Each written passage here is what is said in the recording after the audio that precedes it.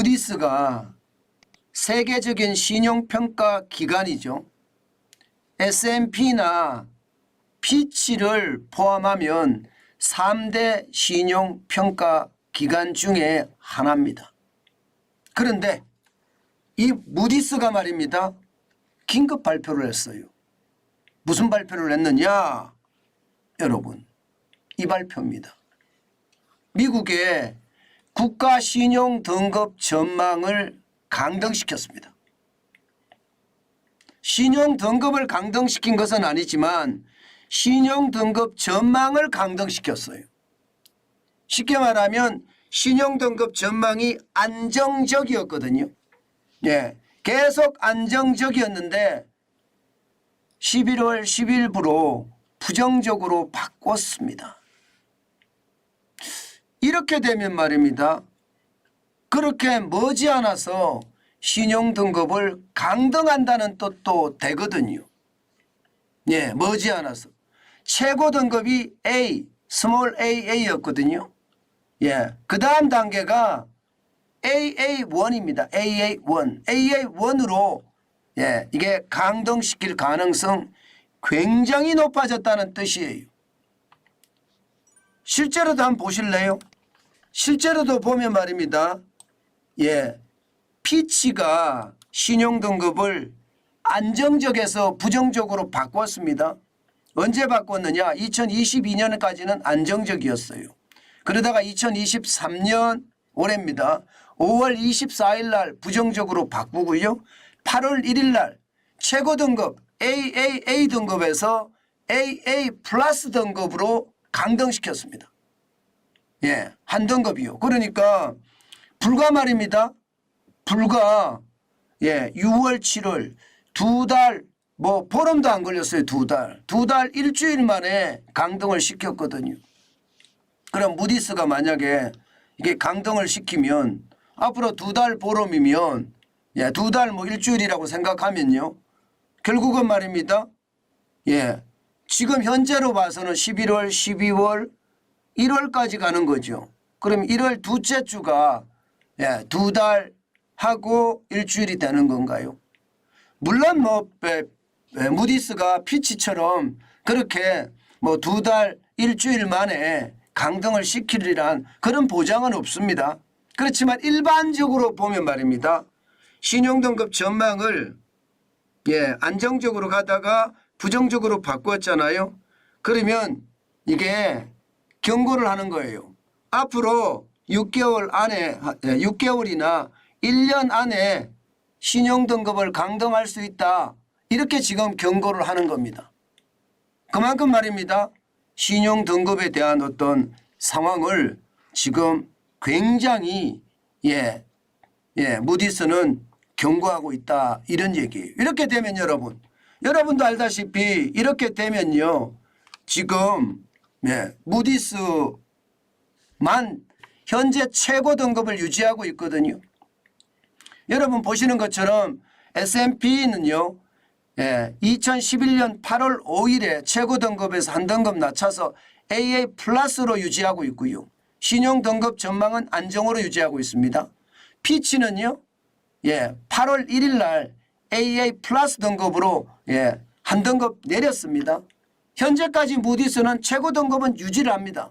그렇지만 신용 등급 전망을 부정적으로 바꾼다고 하니까 조만간 인하할 수도 있다. 강등시킬 수도 있다. 이런 뜻이에요. 자, 이렇게 되면 주가 어떻게 될까요? 주가 어떻게 될까요? 이제 주가에 대한 걱정이 굉장히 많아지죠. 사실 말입니다. S&P가 2011년 8월 5일에 미국의 신용등급을 내렸을 때 그때는 주가가 폭락했습니다. 적어도 말입니다. 그 당시에는요 주가가 15% 이상 떨어졌어요. 대한민국도 코스피가 17%가량 떨어졌습니다. 17%. 굉장히 많이 떨어졌죠. 미국의 신용등급이 떨어진다 이 말은요. 뭐 간단하게 이야기하면 돈을 빌릴 때 이자율이 비싸지고요. 투자할 때 미국에 투자하는 걸 한 번쯤 망설이게 될 수도 있는 거죠. 그러니까 그것이 돈을 빌릴 때 이자율이 높아지는 것과 또 미국에 투자할 때 투자를 꺼리게 되는 것이 경제 전체적으로는 충격을 받을 수 있으니 주가가 와르르 무너졌던 겁니다. 2011년에는. 그런데 지난 2023년 8월에는요 그렇게 많이 안 떨어졌습니다. 떨어지긴 떨어졌어요. 2 내지 3% 정도 더 많이 떨어졌을 수도 있고요. 떨어지긴 떨어졌지만 폭락 사태가 오지는 않았습니다.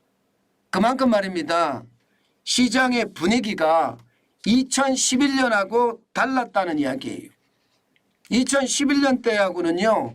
그때는 아무래도 유럽의 재정위기가 한창일 때 아무래도 시장에 대한 불안감을 커졌으니까 이게 많이 떨어질 수밖에 없었던 그런 상태고요. 지난 8월 1일에는요. 뭐 세계적인 위기보다는 전반적인 침체가 와 있고 또 미국 경제는 반대로 나홀로 호황이라는 어떤 호재가 있었기 때문에 시장에 그렇게 영향을 미치지 못했다 이렇게 이야기하고 있습니다. 그럼 이번에 무디스가 신용등급 전망을 강등시킨 것은 어떻게 될 것인가? 시장에 영향은 미칠 겁니다. 아예 미치지 않는다? 이것은 없습니다. 왜냐하면 등급 자체가 이게 쉽게 떨어뜨린 게 아니거든요. 앞서 제가 보여드린 것처럼 지금 현실적으로 보면요. 무디스가 국가신용등급을 1917년이에요. 106년 동안 최고 등급을 유지해 왔거든요. 106년 동안. 그런데 만약에 이것을 신용등급을 떨어뜨린다. 그러면 시장에 영향을 미칠 가능성 굉장히 높습니다. 게다가 무디스가 지금 신용등급을 떨어뜨린 이유를 3가지를 들었는데요. 그 3가지를 보면 충분히 말이 됩니다. 당장 말입니다, 여러분. 미국의 민주주의가 지금 무너지고 있다 이런 얘기가 나오잖아요. 당장 말입니다. 2024년도 정부 지출안 회계가 지금 통과가 안 되고 있어요. 의회가 공화당 내도 갈라치기가 돼서요. 이게 뭔가 한마음 한뜻으로 다수당의 어떤 지위를 누리지 못하고 있습니다. 그러다 보니까 지금 현재까지도 말입니다. 임시 예산으로 지금 미국의 경제, 국가 운영은 되고 있다는 이야기거든요. 6조 8,830억 원의 예산이 임시 예산으로 지금 되고 있으니까 이게 사실상 충격이라는 뜻입니다. 미국의 민주주의가 금이 갔으니 이 민주주의가 금이 갔다는 것에 대한 신용등급은 떨어질 수밖에 없다 이런 얘기고요. 도널드 트럼프 대통령 때 예산안이 통과가 안 돼서 샷다운 됐던 기간이 34일이라면 2018년에서 2019년 사이 34일이라면요. 지금 조 바이든 대통령 때 미 의회 예산안이 지금은 임시 예산으로 운영이 되고 있다는 것은 그만큼 의회가 극단적으로 대립하고 있다 이런 얘기거든요. 바로 이것이 미국의 신용등급을 떨어뜨리는 아주 핵심 요인이고요. 더 이어서 말입니다. 재정적자도 감당하지 못할 수준이다 이거예요. 2023년 9월에 끝났습니다. 9월에 끝난 2023년 회계도 보면요. 지금 1조 6,950억 원의 재정적자입니다. 우리 돈으로 어마어마합니다. 2,290조 원의 재정적자가 일어나고 있거든요.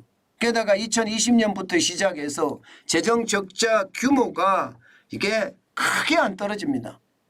2017년, 18년, 19년처럼 6,600억 달러, 7,790억 달러 이렇게 줄어들어야 되는데 1조 달러가 더 많습니다. 2023년 경우도 보면.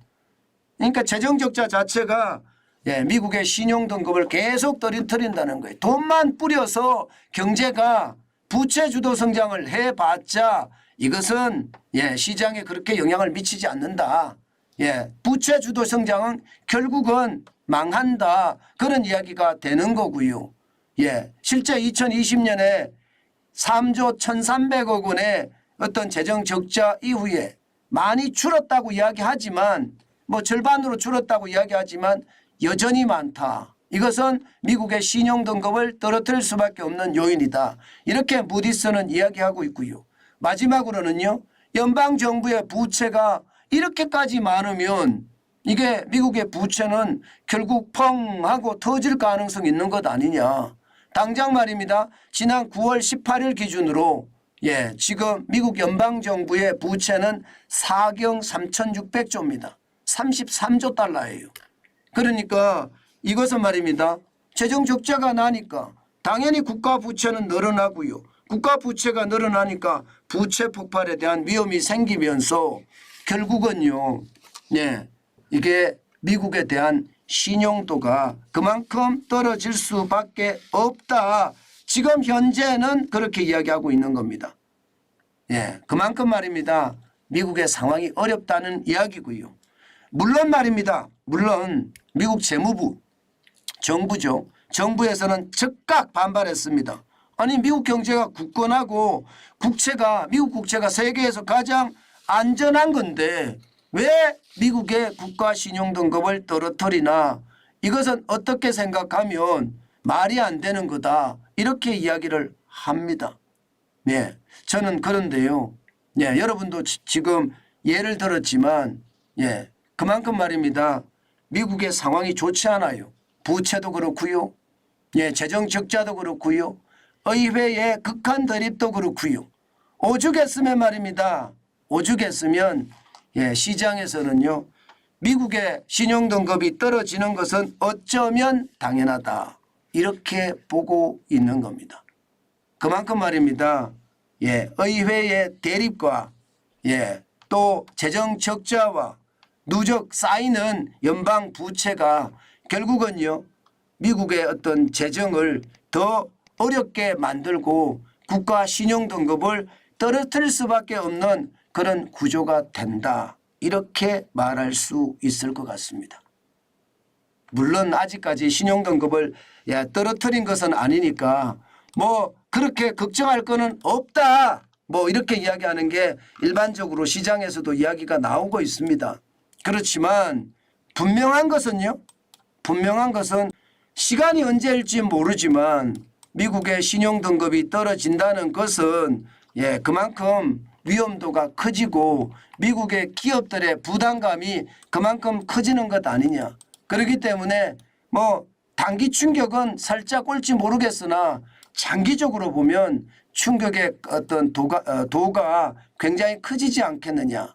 뭐 2011년처럼 주가의 폭락 상태는 몰고 오지 않는다고 하더라도 변동성은 굉장히 클 거다 하는 게 시장의 지배적인 이야기입니다. 그만큼 말입니다. 시장은요. 아무래도 신용등급을 떨어뜨린 것이 영향이 많이 있을 수밖에 없으니까 아마도 주가의 변동성은 굉장히 심하지 않겠느냐. 안 그래도 말입니다. 우리 경제의 어떤 상황이 나쁜 상황이기 때문에 아마 신용등급이 전망까지도 강등이 된다고 하더라도 주가에는 영향을 미칠 수밖에 없겠구나. 사실 지난 주말에 끝난 미국 주식시장은요.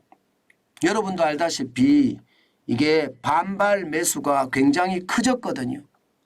반발 매수가 굉장히 커지면서 우리가 장이 개장이 되면 주가도 좀 올라갈 수 있을 거다. 그런 전망을 조금은 해왔는데 이것 뭐 쉽지 않다. 뭐 그렇게까지 시장을 볼 수 있을 것 같습니다. 그 정도로 말입니다. 신용등급 전망을 하락시키는 것은요. 영향을 받을 수밖에 없고요. 또 그 영향이 시장에 영향을 미칠 수밖에 없다. 저는 그렇게 생각합니다.